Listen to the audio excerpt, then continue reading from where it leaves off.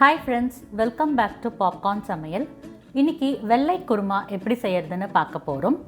இந்த வெள்ளை குருமாவை இட்லி, தோசை, சப்பாத்தி, பூரி, பரோட்டா, புலாவோட சேர்த்து சாப்பிட ரொம்பவே அட்டகாசமாக இருக்கும்.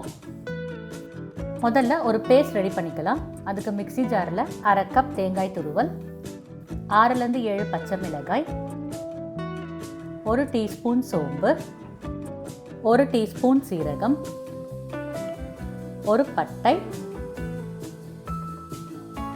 2 கிராம்பு, 2 ஏலக்காய், 1 டீஸ்பூன் உடைத்த கடலை, 10 முந்திரி பருப்பு, கொஞ்சமாக தண்ணி சேர்த்து அரைச்சிடலாம். குக்கரில் 1 டேபிள் ஸ்பூன் எண்ணெய்.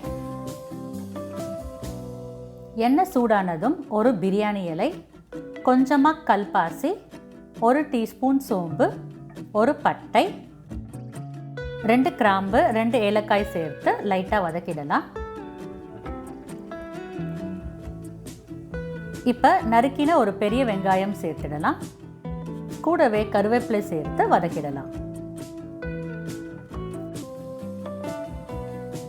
இந்த வெங்காயம் கொஞ்ச நேரம் வதங்கின உடனே 3 பல் பூண்டு, 1 துண்டு இஞ்சியை நல்லா இடித்து சேர்த்துக்கலாம்.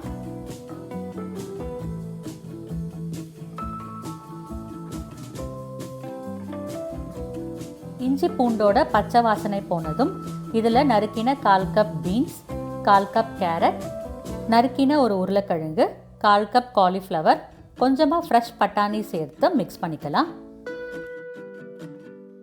இதை 2 நிமிஷம் வதங்கட்டும்.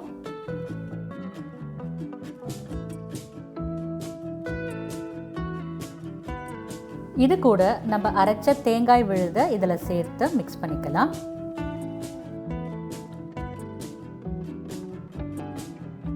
இதில் 3 கப் தண்ணி, தேவையான அளவு உப்பு சேர்த்து நல்லா மிக்ஸ் பண்ணிடலாம்.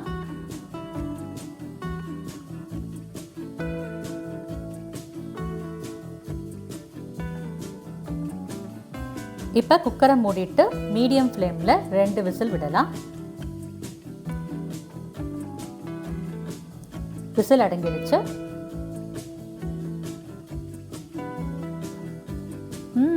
நல்ல சுவையான வெள்ளை குருமா ரெடி. இதை பவுலில் ட்ரான்ஸ்ஃபர் பண்ணிடலாம். இன்றைக்கி இந்த குருமாவை நல்ல சூடான பூரியோட குழந்தைங்களுக்கு கொடுக்க போகிறேன்.